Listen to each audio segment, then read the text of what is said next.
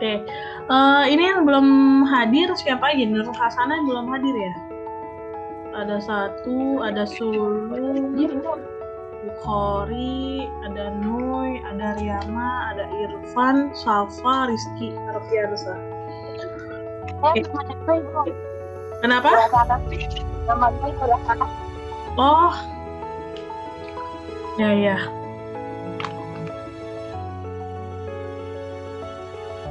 Oke, saya izin share screen ya.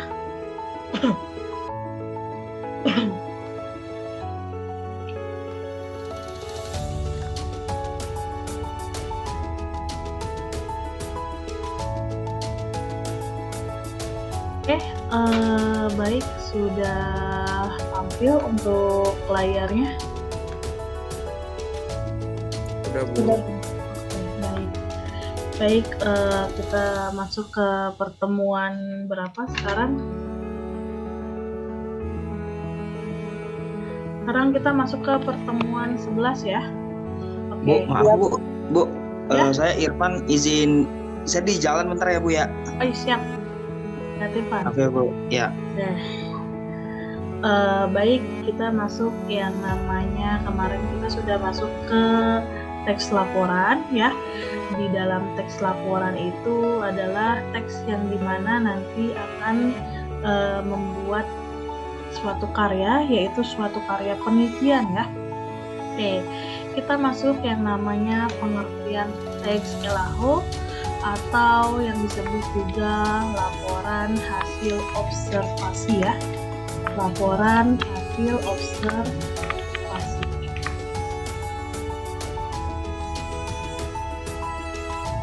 Baik, di dalam teks laporan hasil observasi ini yaitu berisi tentang yang namanya penjabaran umum atau melaporkan suatu berupa dari hasil pengamatan, observasi. Teks laporan juga disebut klasifikasi karena membuat klasifikasi mengenai jenis-jenis suatu berdasarkan kriteria tertentu ya. Oke, yang namanya teks laporan atau yang namanya teks laporan hasil observasi itu dia menggambarkan ciri-cirinya, bentuk atau sifat umumnya seperti misalkan benda, hewan, manusia, tumbuhan ya, atau peristiwa yang terjadi dalam sekitar kita, atau peristiwa yang terjadi di dalam semesta, atau yang terjadi di dalam lingkungan kita, atau yang disebut dengan teks laporan atau yang disebut dengan teks laporan hasil observasi ya. Bersifat faktual, artinya dia benar-benar nyata ya, tidak direkayasa atau berdasarkan fakta yang ada. Oke, baik, kita masuk ke yang namanya tujuan teks LAHO.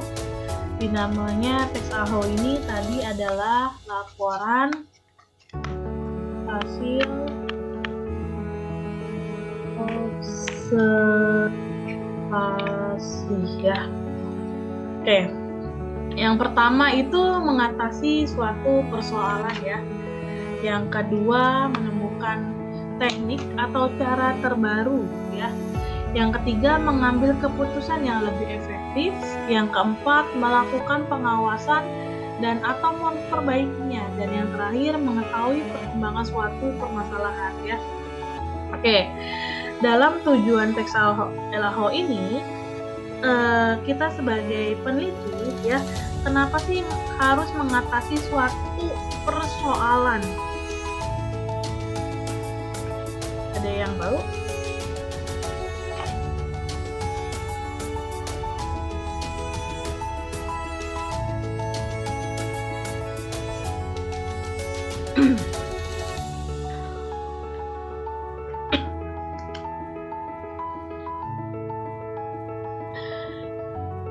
Oke, kenapa kita harus mengatasi suatu persoalan? Ketika kita ingin meneliti suatu produk, ketika kita ingin mau mengambil sampel, pasti harus diteliti, harus diuji ya dengan benar apakah ini bisa digunakan apalagi ketika kita mau meneliti atau kita mau melakukan observasi tentang pasien. Pasien itu misalkan terkena penyakit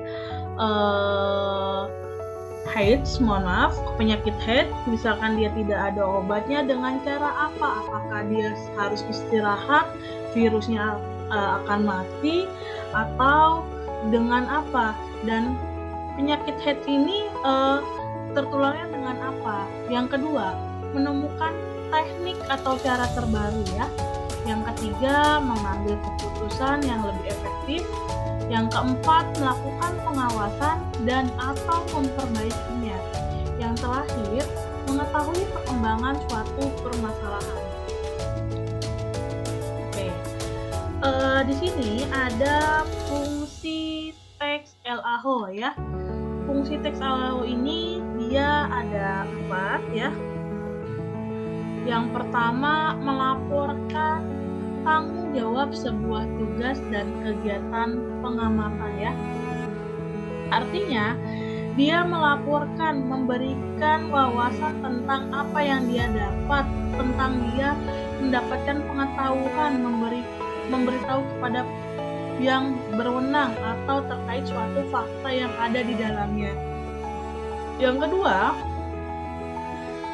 menjelaskan dasar penyusunan kebijaksanaan, keputusan, dan pemecahan masalah dalam pengamatan.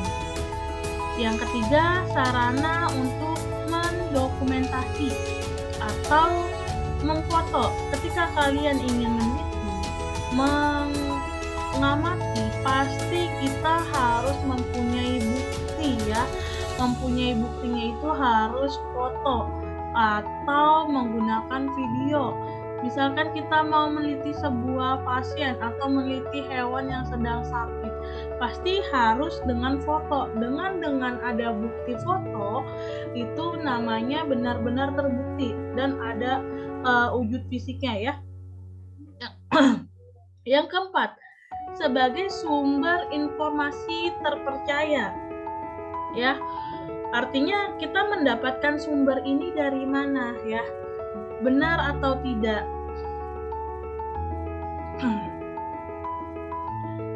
Selanjutnya di sini ada ciri-ciri teks laporan hasil observasi. Yang pertama dalam ciri-ciri teks laporan hasil observasi itu bersifat objektif, global, universal. Yang kedua, objek yang akan dibicarakan atau dibahas ialah objek tunggal, ya. Yang ketiga, ditulis secara lengkap dan sempurna. Yang keempat, ditulis berdasarkan fakta sesuai dengan pengamatan yang telah dilakukan. Yang kelima, informasi teks merupakan hasil penelitian terbukti yang sudah terbukti kebenarannya. Selanjutnya, tidak mengandung prasangka atau duga-duga ya yang menyimpang atau tidak tepat. Dan yang terakhir, saling berkaitan dengan hubungan berjenjang antara kelas dan subkelas yang terdapat di dalamnya.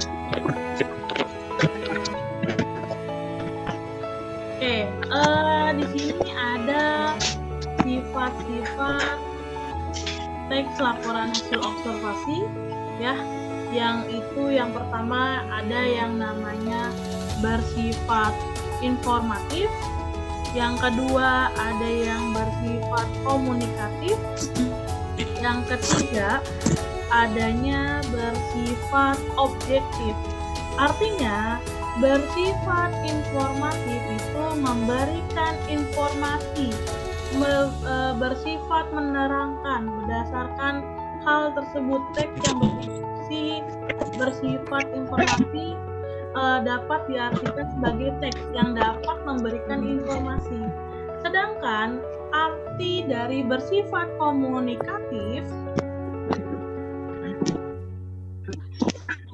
adalah mampu menyampaikan pesan dengan baik. Artinya pesan yang diterima oleh penerima sama dengan masuk pesan yang disampaikan oleh pengirim. Sedangkan yang terakhir ada yang namanya bersifat objektif. Ya. Artinya objektif ini sebenarnya tanpa ada pengaruh pendapat ataupun pandangan pribadi. Sikap objektif ini biasanya merupakan sikap yang lebih pasti dan bisa diyakini keabsahannya. Sikap objektif ini biasanya dimiliki oleh seorang peneliti. Oke, selanjutnya di sini ada teks laporan hasil observasi atau yang disebut dengan teks LAO. Terdapat struktur utama yang membantu teks laporan hasil observasi sehingga menjadi satu kesatuan struktur teksnya. Yang pertama, dia harus klasifikasi atau pernyataan umum. Yang kedua, ada anggota atau aspek. Struktur dari lainnya dari teks laporan hasil observasi yaitu definisi umum, definisi bagian, definisi dan penduduk.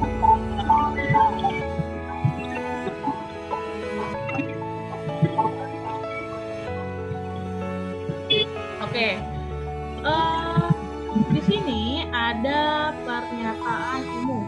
Di mana pernyataan umum ini merupakan pembuka atau pengantar mengenai hal yang dilakukan telah di tahap ini akan disampaikan bahwa benda-benda di dunia ini bisa diklasifikasikan berdasarkan kriteria persamaan dan perbedaan. Ya. Yang kedua, anggota aspek yang dilaporkan merupakan bahasan atau rincian tentang objek yang diamati. Yang ketiga, struktur lain dari teks laporan hasil observasi yaitu definisi umum. Dalam definisi umum ini merupakan pembuka yang berisi pengertian mengenai suatu yang dibahas dalam teks. Definisi bagian yaitu yang berisi ide pokok dan setiap paragraf penjelasan. Artinya ide pokok itu dia ada di tingkat awal ya. Atau ketika kita sedang membahas penyakit malaria adalah penyakit yang disebabkan digigit nyamuk misalkan. Ya, jadi ide pokok itu dia berada di awal paragraf ya. Sedangkan definisi manfaat merupakan bagian yang menjelaskan manfaat dari suatu yang dilaporkan. Dan yang terakhir, penutup merupakan bagian rincian akhir teks.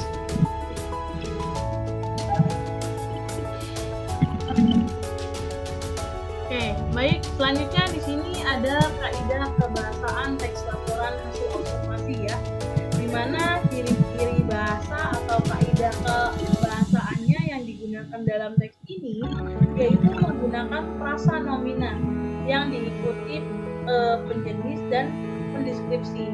Yang kedua, menggunakan verba relasional seperti ialah, merupakan, adalah, yaitu, digolongkan, termasuk, meliputi, terdiri, atas, disebut, dan lain-lainnya. Ya. Selanjutnya yang ketiga menggunakan verba aktif dalam verba aktif alam untuk menjelaskan perilaku seperti bertelur, membuat, hidup, makan, tidur, dan sebagainya. Yang keempat, menggunakan kata penghubung yang menyatakan tambahan dan serta perbedaan, berbeda, dengan, persamaan, sebagaimana, sepertinya, pertentangan, tetapi, sedangkan, umum, pilihan. Dan selanjutnya, menggunakan paragraf dengan kalimat utama untuk menyusun informasi utama, diikuti dengan rincian yang hendak dilaporkan dalam beberapa paragraf. Selanjutnya menggunakan kata keilmuan atau yang disebut dengan kata teknis ya, seperti herbivora, deklaratif, osteoporosis, mutualisme, parasitisme, pembuluh vena, leukemia, sindrom, fobia, dan lain-lain.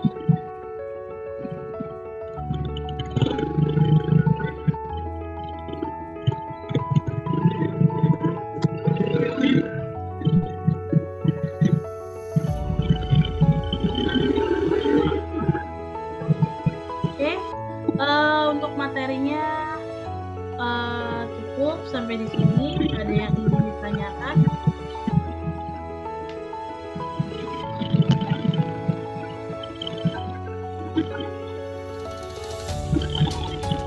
Oke, baik. Minggu kemarin saya ingin memberi tugas karena minggu kemarin tidak saya cantumkan untuk tugasnya. Hari ini saya akan memberikan tugas ya. Di mana ini ada berapa mahasiswa jumlahnya? Ada 10 Bu. 10.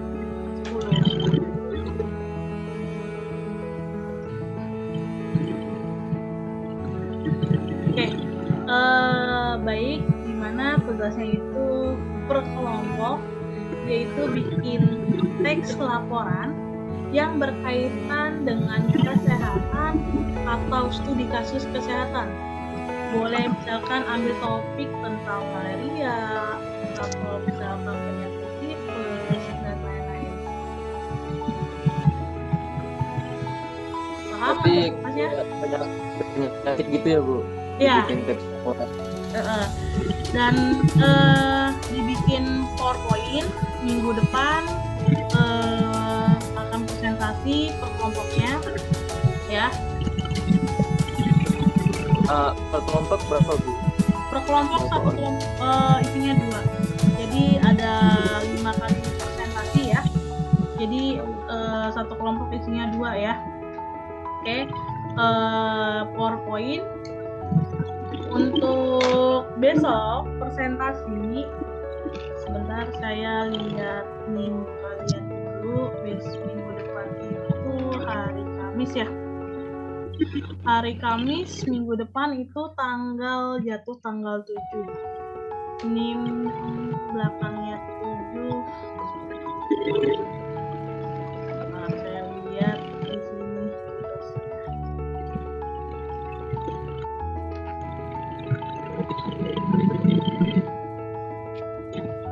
Irfan lagi di jalan, Pan?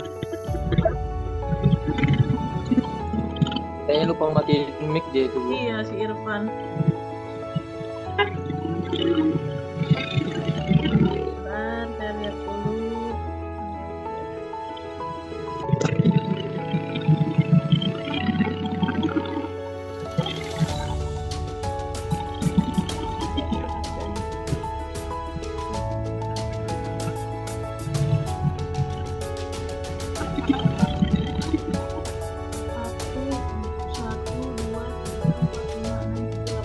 Tapi di sini yang masuk hanya 9. Satu lagi siapa yang nggak masuk?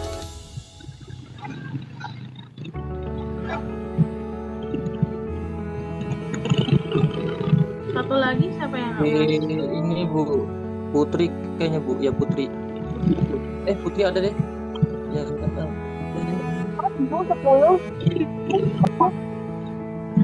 Ini ada Putri Nur Hasanah.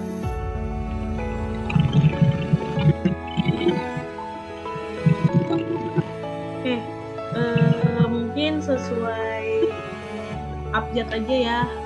Kita tunjuk dari absen pertama ya, itu dari Bu Khori ya. Bu Khori minggu depan siap presentasi ya Bu Khori. Ya Bu. Oke, sampai sini ada yang ingin ditanyakan mengenai tugas atau mengenai materi? Untuk UTS ya kemarin sudah. Sudah Bu. Sudah Bu. Jadi dengan siapa pengawasnya? Bu Astuti. Bu Astuti. Berarti dikumpulin di Bu Astuti ya? Iya, di Bu Astuti. Ya, soalnya saya belum menerima, jadi saya belum tahu hasilnya gimana untuk sekalian. Oke, sampai sini ada yang ingin ditanyakan perkuliahan hari ini?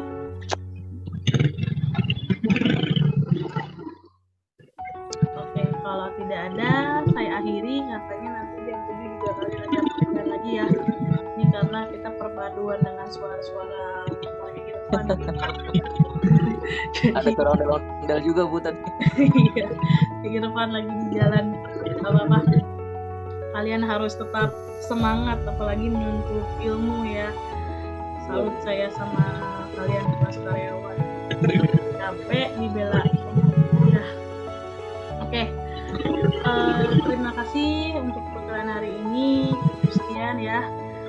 materinya nanti saya share. Assalamualaikum warahmatullahi wabarakatuh. Selamat malam. Juga sama Bu.